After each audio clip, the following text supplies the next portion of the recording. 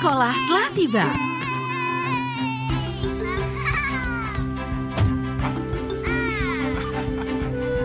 Puni dan keluarganya selalu menghabiskan liburan sekolah di kampung halaman ayah Puni.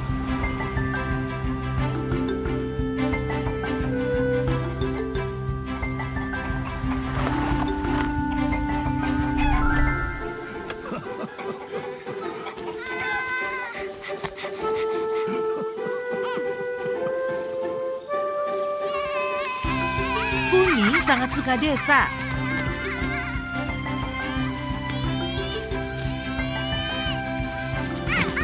Menurut Puni, orang desa itu kaya. Seperti paman Puni, dia jarang sekali membeli sayuran di pasar. Semua ada di kebunnya sendiri. Wah, sudah waktunya menonton TV. Loh, paman Puni kok malah tertawa? Apa? Di sini belum ada listrik. Jadi tidak bisa menonton TV. Puni dan kakaknya jadi cemberut mendengar perkataan pamannya. Kakak Puni jadi ingin pulang ke kota. Menurutnya, desa membosankan. Tidak bisa nonton TV, tidak bisa mengambil es krim dari kulkas, tidak ada lampu listrik. Tapi Puni berpendapat lain. Desa tidak kalah menarik dengan kota. Walaupun belum ada listrik, suasana malam di desa sungguh meriah. Ada suara yang tidak dapat ditemukan di kota.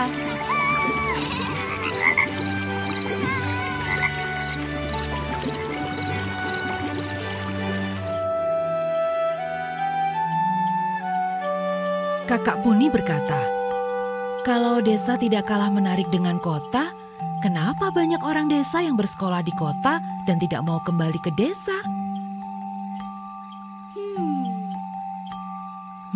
Betul juga. Sepupu Puni pun sudah pindah ke kota untuk bersekolah.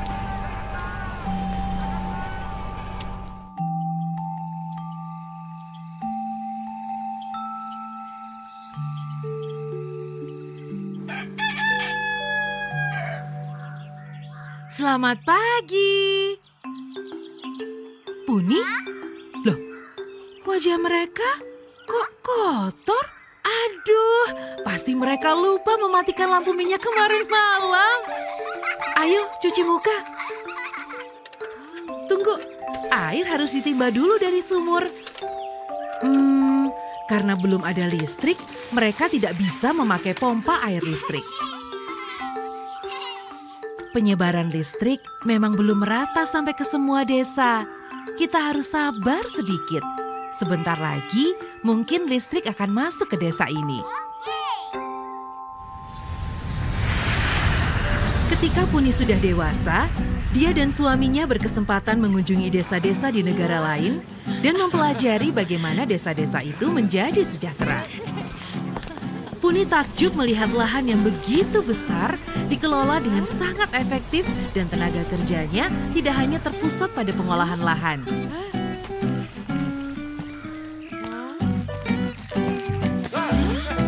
Mungkin karena bantuan alat pertanian modern, jadi orang lain juga bisa memikirkan produksi makanan jadi, pengemasan, dan distribusi.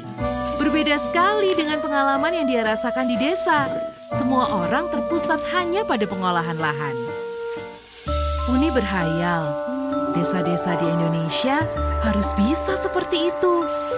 Mereka harus tahu cara mengubah sumber daya alam di sekitar mereka agar menjadi sesuatu yang jauh lebih berharga. Di saat itu, perbedaan paling kontras antara desa dan kota adalah adanya aliran listrik. Seiring berjalannya waktu, penyebaran listrik sudah meluas di Indonesia. Tapi sayangnya, masih ada saja desa yang belum terjangkau oleh aliran listrik. Daripada menunggu, mengapa warga desa tidak mengubah sumber daya yang mereka miliki dan menciptakan sumber listrik sendiri? Sungai, ya, banyak desa yang dilalui oleh sungai berarus deras. Arus yang deras ini dapat diolah menjadi tenaga listrik. Dibantu oleh suaminya yang bekerja sebagai insinyur, Puni mengajak warga desa untuk membangun pembangkit tenaga listrik tenaga mikrohidro.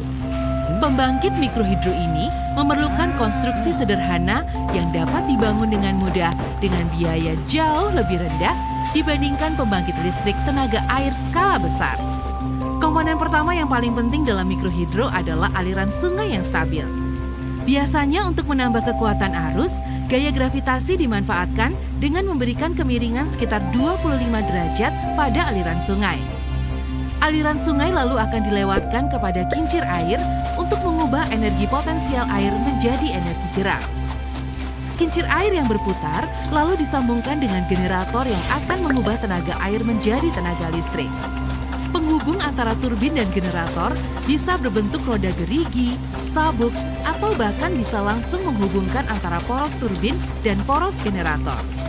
Dari sini, aliran listrik dapat didistribusikan melalui saluran transmisi.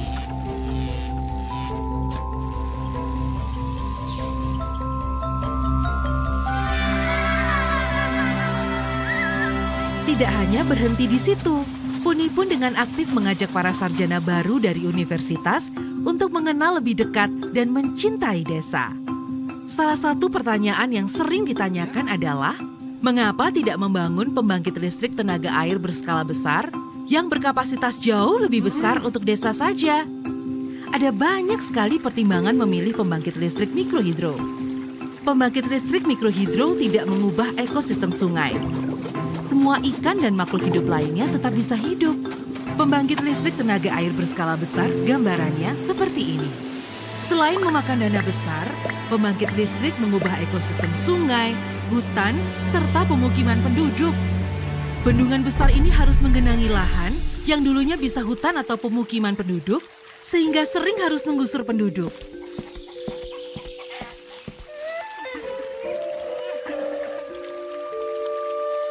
Dan listrik yang dihasilkan kemungkinan besar hanya akan disalurkan ke wilayah perkotaan, bukan pedesaan. Bendungan ini juga mengubah ekosistem. Karena aliran sungai diubah, ada kelompok ikan yang tidak bisa hidup lagi. Jika sampai bendungan ini rusak, ada bahaya banjir yang dapat melanda desa. Setelah pembangkit listrik ini berjalan, warga desa pun dapat mengelola pembangkit listrik ini secara mandiri. Misalnya dengan menggunakan sistem koperasi. Dengan begitu, desa yang belum terjangkau oleh listrik bisa memiliki pembangkit listrik dan sekaligus mengelolanya sendiri. Para mahasiswa dari kota pun dapat diajak untuk hidup dan praktek kerja di desa untuk saling belajar dan berbagi ilmu dengan warga desa. Berkat listrik yang dihasilkan oleh mikrohidro, masyarakat desa bisa berbuat banyak hal untuk meningkatkan kesejahteraan mereka. Misalnya, mereka dapat menggunakan mesin elektrik untuk membuat keripik buah. Selain itu, masyarakat desa juga bisa menjual listrik dari mikrohidro ke perusahaan listrik pemerintah. Uangnya digunakan untuk menggerakkan bisnis rumahan lainnya. Puni sudah menjawab sebagian kecil dari pertanyaan besar yang membayanginya sejak kecil tentang perbedaan kota dan desa. Listrik adalah sebuah langkah kecil yang mengawali rangkaian jawaban Puni. Sekarang ini, Puni telah menerangi 60 desa dengan listrik. Dan dia akan menerangi lebih banyak lagi.